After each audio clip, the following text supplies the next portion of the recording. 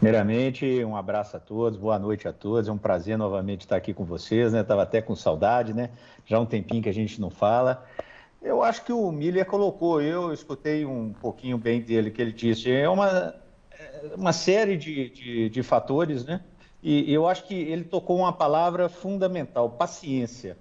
Eu acho que a paciência é um pouco diferente com o estrangeiro. O desgaste, pelo também o que o Miller falou da mesmice, às vezes o mesmo treinador voltando duas, três vezes no mesmo clube, então já tem um desgaste, já tem as coisas boas também.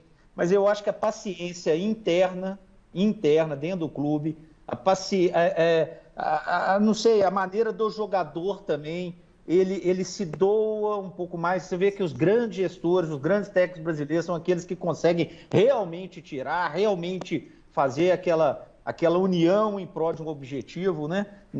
E a gente percebe que às vezes aqueles que têm muita a teoria, que tem muita o jeito de jogar, mas falta gestão de pessoas. Então, eu acho que é um conjunto de fatores, mas lembrando que antes do Jorge Jesus, a gente tinha dificuldade, a gente tem dificuldade em encontrar um trabalho bem feito de um treinador estrangeiro aqui dentro do nosso país. Eu, sinceramente, tenho que puxar na memória para lembrar títulos importantes e trabalhos grandiosos de treinadores antes do Jorge Jesus ir no Flamengo e ser aquela revolução toda que em 4, 5 meses ganhou tudo, né? Então é isso que a gente precisa compreender também. Matos, você tocou numa coisa, a palavra paciência, né, foi dito também pelo Miller aqui, a cobrança por resultado, muitas vezes não dá tempo nem do cara fazer um trabalho. Ele faz o arroz com feijão para se manter no emprego, estão falando mais técnico brasileiro, evidentemente, aí ele já está meio preparado para sair do mercado, vai de um time para outro, para outro, a gente acaba não tendo nenhum trabalho consistente, aqueles mesmos treinadores girando e a gente não consegue ter uma avaliação se o cara é bom ou ruim. Como é que a gente quebra isso? Olha, assim, Flávio, a gente tem que analisar, e eu venho batendo muito nisso, nesse período aí que eu estou, num período de desintoxicação, num período de autorreflexão, um período de muitos estudos, né? Estou fazendo cursos aí, mundo afora, curso da FIFA, fiz curso da CBF, estou dando umas aulas, estou participando de várias situações que fazem a gente pensar bastante o futebol. Eu acho que a gente pensa pouco o futebol, a gente sempre escolhe um culpado e não pensamos os porquês, né? A gente simplesmente escolhe, ó, esse é o culpado, aquele é o culpado e tem que tirar fora. Eu acho que passa muito pelo nosso sistema, né? Dos clubes, que são clubes estatutários, né? E o imediatismo e a paixão avassaladora e o resultadismo fazem com que, às vezes, a situação fica crítica de pressão dentro dos clubes que vem de fora ou vem do próprio dentro do clube. Às vezes porque vai trocar presidente, às vezes porque um grupo político vai parar de apoiar, às vezes porque... e assim vai, né? O nosso futebol, eu acho que a gente tem que repensar, começa por aí. A grande diferença que eu vejo do nosso futebol para o futebol europeu, principalmente, é essa questão. Na Europa você tem um dono, né? Eu sinto muito esse exemplo, né? Eu lembro quando eu fui... O Gabriel Jesus foi vendido e eu fui lá ver o primeiro jogo dele, tinha que acertar algumas coisas ainda da negociação do Palmeiras com o Manchester City. E eu vendo a estreia do Gabriel Jesus, um 2-2 com o Tottenham lá em Manchester, e do lado estava o CEO e o diretor de futebol do City, e era o primeiro ano do Guardiola, não ganhou absolutamente nada, e eles do meu lado ali, tomando uma cervejinha durante o jogo, eu pensando, isso é impensável no Brasil, né? Imagina eu como diretor ali no Allianz Parque, no Mineirão, na minha época do Cruzeiro no Mineirão, ou no Independência na época do América, tomando uma cervejinha e vendo o jogo. Aí eu assim, ô Tique, é o nome do diretor, isso é impensável no Brasil, e ele falando comigo, olha, Alexandre, aqui a gente tem 10 anos de planejamento, o dono estipulou que nesses 10 anos a gente vai conseguir 2 ou 3 títulos da Liga, uma final de Champions League, ou seja, são coisas impensáveis aqui, né? Outro dia eu falei uma frase dura, mas real aqui no nosso futebol, e eu pergunto para vocês, agora eu que vou perguntar, qual a chance do futebol brasileiro conseguir fazer um Klopp? O Klopp ficou 3 anos no Liverpool, gente, sem ganhar nada. Ficou lá e aí para arrumar esse Salah, Mané e Firmino, foram 3 anos de jogadores passando e dando errado e dando certo, e uns ficaram, outros saíram, e depois de 3 anos começou a ganhar tudo. É assim, né? Eu fiquei 5 anos no Palmeiras, o pior ano de resultado da minha gestão foi um terceiro lugar no Campeonato Brasileiro e a gente não consegue ter continuidade, né? A gente conseguiu enraizar, a gente conseguiu fazer metodologia, vários dos profissionais que eu levei estão lá fazendo as mesmas coisas, mas é assim, as pessoas querem imediatismo, resultadismo, senão aponta o dedo, esse é o culpado. Então tem que tirar fora aí, isso muitas vezes vai no treinador e hoje também no diretor executivo. Ô Celso, você deve estar gostando dessa conversa. Claro.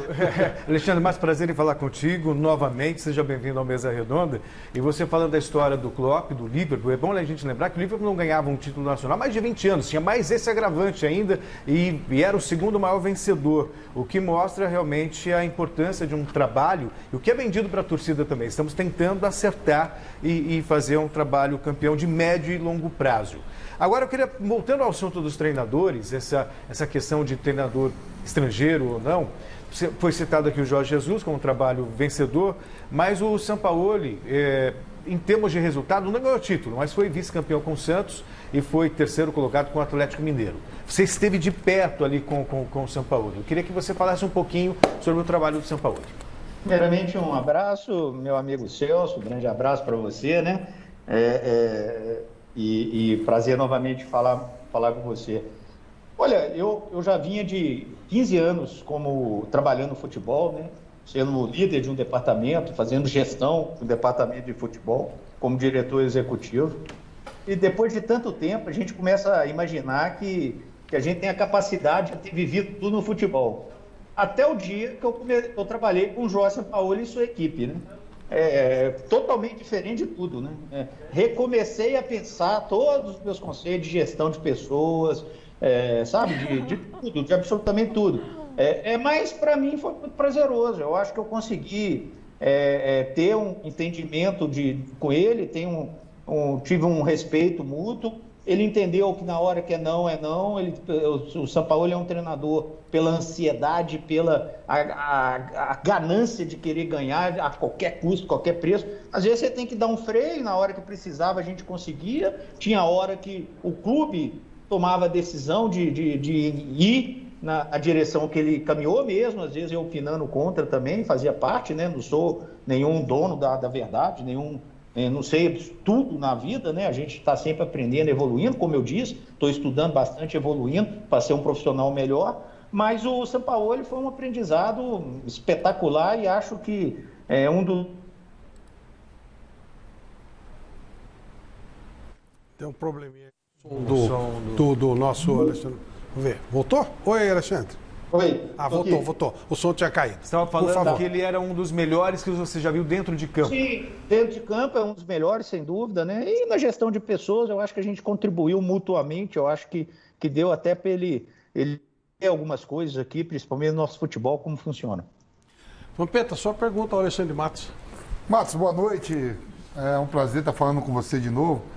E eu vi aí você tocando, né? Você falou, né, na sua passagem pelo Palmeiras, né? E a pior colocação que você teve foi quando eu falo, né, no seu trabalho, foi sendo colocado no Campeonato Brasileiro, né? Se fosse na Europa, como você citou aí o exemplo do Kroos, de algumas agremiações na Europa, você estaria até hoje trabalhando e sendo reverenciado, né? Eu acho também que a sua saída do Palmeiras foi uma coisa injusta, mas a gente sabe que isso acontece aqui no Brasil. Você foi um vitorioso, né, na sua passagem do Palmeiras. E quando acontece isso, você alega que é culpa de quê, assim? Porque a gente sabe da imprensa, da parte política do clube, que tem situação de oposição, mesmo ganhando, os caras às vezes querem mexer em quem está ganhando, ou culpa do torcedor? Ô, Vampeta, primeiramente, boa noite falar com você. Você é uma pessoa que eu tenho o maior respeito, o maior carinho, né? Sempre muito animado, sempre boa praça, boa gente, prazer em falar com você. De cara, eu te digo que imprensa em torcida de jeito nenhum, né? A imprensa, a relação da imprensa é criticar, também valorizar, comentar, e, obviamente, dentro do papel dela. Se tem algum profissional que não age assim, por algum motivo político ou de amizade ou algum interesse, pena desse profissional, né? Eu acho que a grande maioria, esmagadora maioria, faz as suas críticas daquilo que entende do futebol, né? Então, a imprensa, de jeito nenhum, acho que é um meio de comunicação e ela, óbvio, né, dentro da crítica, pode aumentar o tamanho do negócio, ainda mais com rede social hoje. Torcida, jamais, jamais, né? Não. Porque às vezes tem um lance político também dentro das organizadas. Mas você sabe que mesmo... eu fiquei 5 anos no Palmeiras. Eu tive 4 anos e 9 meses de extremo respeito, aceitando as críticas, convivendo. Sempre que fui convidado, fui nas torcidas, e especialmente na torcida na maior, na Mancha. Tenho um respeito, continuo com aquele pensamento. Não é porque 3 meses de pressão. Que, como eu disse, eu acho que está muito mais na cultura, aí sim, na cultura e na maneira de ser do nosso futebol, que a gente tem que quebrar, a gente tem que combater. Eu vejo vocês aí no programa domingo, às vezes que eu vejo, sempre combatendo essa falta de gestão de futebol, né? Nós temos que entender o porquê. Aconteceu 7-1 com a Alemanha, a culpa é do Filipão, acabou. Não, que culpa é do Filipão? Então, quando ganhou lá com vocês, lá, a culpa era do Filipão, as glórias eram do Filipão? Não, a glória é de todo mundo, e o 7-1 também foi. Então, eu acho que a gente tem que pensar futebol, pensar os porquês e parar de escolher alguém para ser o cabeça daquilo. Eu digo que eu tinha 5 anos de Palmeiras, já tinha trocado o presidente, porque saiu o Paulo Nobre, entrou o Maurício numa eleição, tinha trocado treinadores, tinha trocado jogadores. Eu acho que a minha cabeça ficou ali que na hora que não desse certo, ia vir em cima e foi o que aconteceu. E vida que segue, mas tenho o maior respeito, carinho, principalmente pelo torcedor do Palmeiras, com o qual eu tenho tido um contato legal pelo Instagram, que eu sempre fui avesso ao Instagram, mas hoje eu estou tendo o Instagram, que é um aprendizado que eu tive nessa parada minha, e eu acho que eles estão me conhecendo, as pessoas estão me conhecendo, e eu estou vendo o carinho e respeito mútuo que tem comigo. Michele, você que está com a voz do povo, né? Aliás, pergunta isso mesmo. A pergunta para o Alexandre que vem aqui dos nossos telespectadores, Nivaldo Júnior, Marcos TDC, o Leandro Endrigo. Você tem uma excelente relação com a Leila Pereira, né? E ela deve ser a próxima presidente do Palmeiras. Você voltaria ao clube, Alexandre Matos, se receber um convite da Leila? Eu já fui muito perguntado sobre isso, né? Agradeço sempre a pergunta, porque falar da Leila e do Zé Roberto Lamarca, que é o marido dela, é muito especial para mim. São pessoas que eu tenho como amigas, tenho relação com eles, sim. Adoro a Leila, adoro o Zé, tenho um carinho de amizade. Eu já disse várias vezes que eu devo ser uma das poucas pessoas do Palmeiras que jamais pedi nada a eles. Fizemos viagens aí, mundo afora, juntos. Sabe, são pessoas que eu tenho uma consideração enorme. A Leila e o Zé são padrinhos de casamento meu, né? Então, assim, mas conhecendo a Leila, eu sei que ela vai fazer o bem do Palmeiras. Ela não vai priorizar amizade, confiança ou alguma coisa que não seja o bem do Palmeiras. Se ela entender que ela precisa de um profissional na característica X, ela vai atrás desse profissional. Se for eu, vai ser eu, mas se for outra característica, vai ser outra.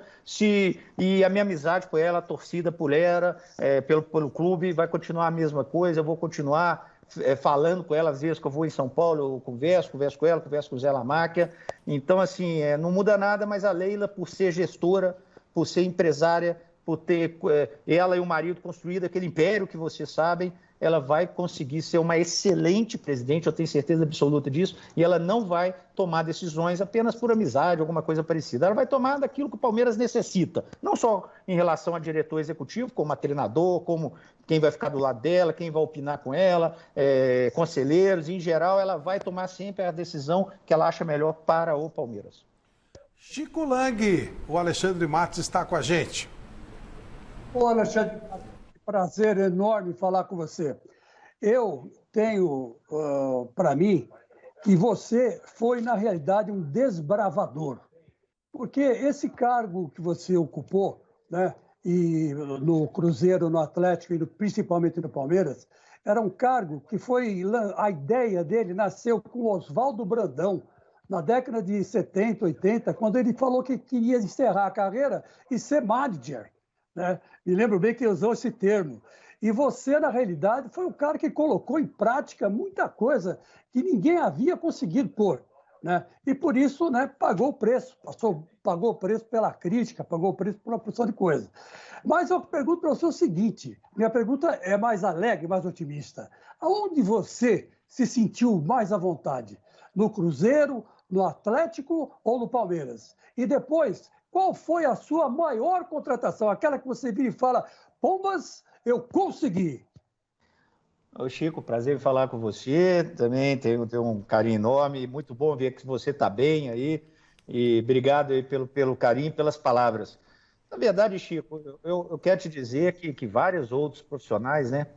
Eu tenho uma admiração muito grande pelo nosso saudoso Eduardo Maluf, né? Que é uma referência para mim. Eu lembro que eu, jovem, aqui em Belo Horizonte, escutando ali a Rádio Itatiaia, vendo o Maluf falar, pô, eu quero ser igual esse cara.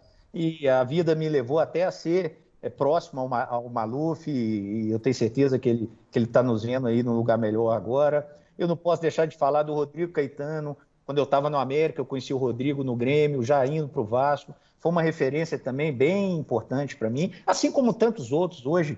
E a gente vê os jovens aí querendo ser diretor executivo. Eu fico numa felicidade enorme quando eles me param na rua, me procuram, conversam. E tantos outros grandes profissionais, se eu fosse citar aqui, nós vamos ficar até amanhã, né? Então, assim, Paulo Pelac também, não posso deixar de falar, um grande amigo que eu tenho e, sem dúvida, aprendi muito com ele. Quando eu fiz o meu primeiro negócio do América com o Grêmio, o Paulo era o diretor executivo e eu fui fazer um negócio com o Grêmio lá pelo representando o América.